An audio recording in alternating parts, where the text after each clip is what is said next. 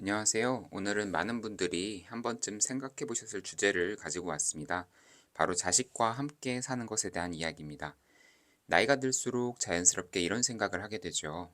혼자 살기 힘들어지면 자식 집으로 가야 하나? 아프면 자식이 곁에 있어야 하지 않을까? 이런 생각을 해보신 적이 있으시죠? 많은 분들이 노후에 대해 이런 생각을 하십니다. 혼자 살기 힘들어지면 자식 집에 가면 되지. 손주도 봐주고 생활비도 아끼고 서로 좋지 않나? 아프면 자식이 곁에 있으면 안심이 되겠지. 다 맞는 말처럼 들리죠? 그런데 실제로는 그렇게 단순하지가 않습니다. 자식과 함께 사는 문제는 단순히 사랑과 효도의 문제가 아니에요. 돈 문제, 공간 문제, 생활 방식 차이, 며느리나 사위와의 관계, 손주 양육 방식, 심지어 상속 문제까지 다 얽혀 있습니다. 그래서 오늘 이 5가지를 미리 생각해 보시는 게 정말 중요합니다. 자, 그럼 오늘 살펴볼 5가지를 먼저 전체적으로 보여드릴게요. 첫째, 내가 자식 집에 도와주러 가는 건지 아니면 돌봄을 받으러 가는 건지 목적을 분명히 해야 합니다. 둘째, 생활비와 집 문제를 애매하게 두면 반드시 불편해집니다. 셋째, 자식보다 며느리나 사위와의 관계가 사실 더 중요할 수 있어요. 넷째, 같이 살면 외롭지 않을 거라는 기대를 너무 크게 가지시면 안 됩니다. 다섯째, 나중에 다시 따로 살 수 있는 선택지를 미리 만들어 두어야 합니다. 이 5가지 하나하나 자세히 살펴보겠습니다. 첫 번째 생각해야 할 것은 바로 합가의 목적입니다. 내가 자식직에 왜 들어가는 건지 그 목적을 분명히 해야 합니다. 부모님은 이렇게 생각하실 수 있어요. 내가 손주도 봐주고 집안일도 조금 도와주고 자식에게도 도움이 될 거야. 즉, 내가 도와주러 간다고 생각하시는 거죠. 그런데 자식은 전혀 다르게 받아들일 수 있습니다. 부모님이 아프시면 결국 우리가 돌봐야 하는 거 아닌가? 생활비는 어떻게 하지? 우리 부부 생활은 괜찮을까? 자식 입장에서는 책임이 늘어난다고 느끼는 거예요. 이 차이가 처음부터 정리되지 않으면 나중에 반드시 갈등이 생깁니다. 그래서 같이 살기 전에 서로 솔직하게 이야기해야 합니다. 나는 아직 독립적으로 생활할 수 있는 상태인가? 아니면 이제 자식에게 의지해야 하는 상황인가? 이걸 분명히 해야 합니다.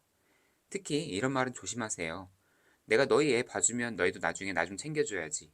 이 말이 부모님 입장에서는 당연한 말처럼 느껴지지만 자식 입장에서는 부담으로 들릴 수 있어요. 도움이 거래처럼 바뀌는 순간 관계가 무거워져요. 핵심을 한 문장으로 정리하면 이렇습니다. 같이 살기 전에 서로 무엇을 기대하는지 말로 꺼내야 한다. 부모님은 이만큼 해드린다고 생각하는데 자식은 그걸 기대하지 않을 수도 있고 반대로 자식이 기대하는 게 있는데 부모님은 모르실 수도 있어요. 이런 서로 다른 기대를 미리 맞추지 않으면 나중에는 서로 서운해집니다. 부모님은 내가 이만큼 해줬는데 자식이 너무 무심하다 라고 하고 자식은 처음엔 같이 지내는 정도로 했는데 점점 책임이 커진다고 느끼게 됩니다. 기대가 다르면 상처가 생길 수 있어요. 두 번째는 돈 문제입니다. 가족 사이에서 돈 이야기를 꺼내는 것을 불편해하시는 분들이 많은데요. 사실 이 돈 문제를 미리 정하지 않으면 거의 반드시 나중에 갈등이 생겨요. 부모님이 자식집에 들어가 살게 되면 전기세, 수도세, 가스비, 식비, 생필품비 모두 늘어납니다. 처음에 자식은 괜찮아요. 그냥 같이 살면 되죠. 할 수 있어요. 근데 시간이 지나면 생각이 달라질 수 있습니다. 특히 자식 부부가 맞벌이거나 대출이 있거나 아이 교육비가 많이 드는 시기라면요. 반대로 부모님도 서운하실 수 있어요. 내가 손주도 봐주는데 돈까지 내야 하나? 이런 감정이 쌓이면 돈은 단순히 계산 문제가 아니라 자존심 문제가 됩니다. 가장 중요한 원칙이 하나 있습니다. 절대로 내 집을 팔아서 자식 집에 전부 넣지 마세요. 부모님 명의의 현금과 비상금은 반드시 남겨두어야 합니다. 돈이 없으면 다시 나갈 수도 없고 말도 못하고 눈치만 보는 상황이 됩니다. 두 번째 핵심 정리입니다. 같이 살더라도 내 돈, 내 생활비, 내 비상금은 반드시 남겨야 합니다. 이 말이 왜 중요한가 하면 돈이 있어야 선택지가 생기기 때문입니다. 자식 집에서 불편해도 나갈 곳이 있고 돈이 있으면 말도 당당하게 하실 수 있어요. 하지만 경제적으로 완전히 의존하는 구조가 되면 불편해도 참을 수밖에 없죠. 하고 싶은 말도 못하고요. 경제적 독립이 곧 관계의 독립을 지키는 겁니다. 세 번째는 많은 부모님들이 놓치시는 부분이에요. 자식과 함께 사는 문제에서 사실 가장 중요한 사람은 자식만이 아니에요. 자식의 배우자, 즉 며느리나 사위와의 관계가 매우 중요합니다. 왜냐하면 자식 집은 자식 혼자서 사는 공간이 아니거든요. 자식 부부가 함께 사는 공간이에요. 부모님이 들어가시는 순간 그 집의 분위기가 바뀝니다. 부부가 편하게 대화하던 공간, 쉬던 공간, 아이를 키우던 방식이 모두 바뀔 수 있어요. 부모님 입장에서는 조언으로 하신 말씀도 며느리나 사위에게는 간섭과 평가로 들릴 수 있죠.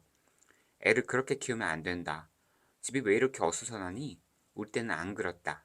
이런 말들이요. 특히 손주 양육 문제에서 갈등이 많이 생겨요. 부모님은 본인들의 경험이 있으니 도와주고 싶은데 자식 부부는 자기 방식대로 키우고 싶어 하거든요. 그럼 자식은 중간에서 매우 힘들어집니다. 부모 편을 들면 배우자가 서운해하고 배우자 편을 들면 부모님이 서운해하시니까요. 세 번째 핵심입니다. 자식과 사는 것이 아니라 자식 부부의 생활 안으로 들어가는 것이다. 이 말이 중요한 이유는 자식 집에 들어가시는 순간 그 집의 생활 방식은 기본적으로 자식 부부의 것이기 때문입니다. 자식 집에서의 최종 결정권은 자식 부부에게 있어야 돼요. 이게 억울하게 느껴지실 수 있어요. 내가 도와주는데 말도 못하나? 하지만 같이 사는 관계에서 중요한 것은 누가 더 많이 희생했느냐가 아니라 그 집의 생활을 누가 주도하느냐입니다. 이 사실을 인정하지 못하면 합가는 오래가기 어렵습니다. 네 번째는 정서적인 부분입니다.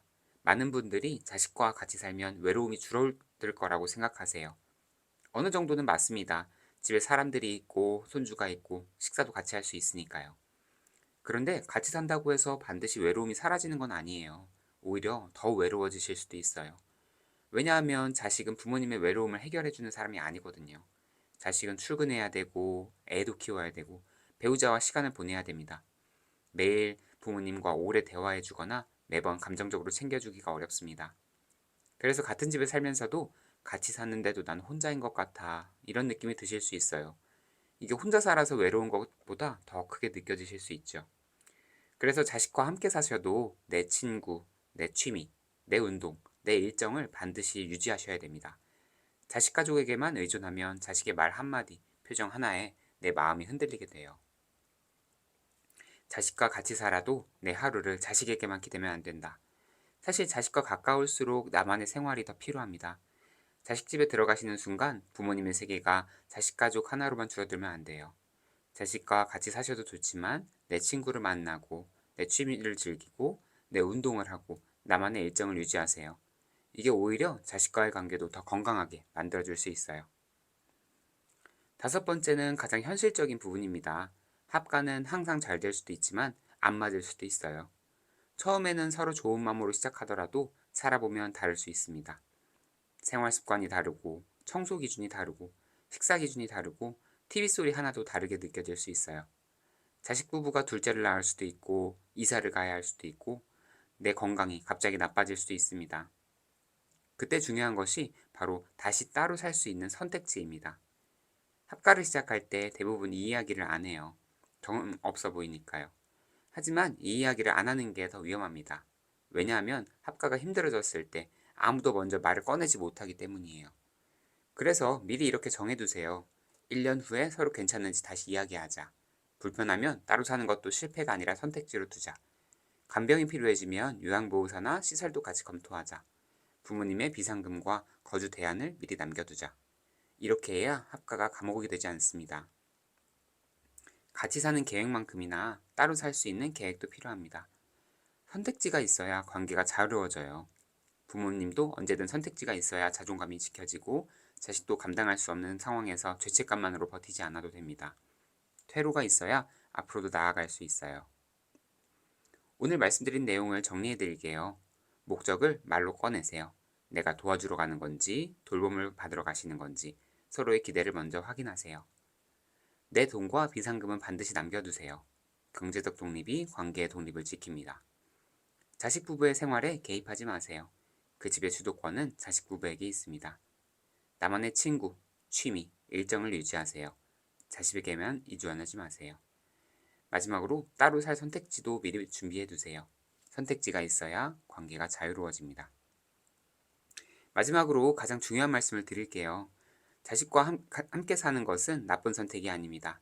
잘 맞으면 서로에게 큰 힘이 될 수 있어요. 부모님은 외롭지 않고 자식은 도움을 받고 손주는 조부모와 가까워질 수 있죠. 하지만 오늘 제가 말씀드린 것처럼 자식과 함께하는 노후가 행복하려면 사랑만으로는 부족합니다. 돈, 공간, 역할, 거리, 그리고 퇴로, 이 5가지가 함께 준비되어 있어야 합니다. 가족은 가까울수록 더 조심해야 됩니다. 가까운 사이일수록 말 안 해도 알겠지, 이렇게 생각하기 쉬운데 실제로는 가까운 사이일수록 더 분명하게 말해줘야 돼요. 자식에게 기대는 노후가 아니라 자식과 좋은 거리를 유지하는 노후를 준비하세요. 오늘 말씀드린 5가지 꼭 기억해 주시면 좋겠습니다. 감사합니다.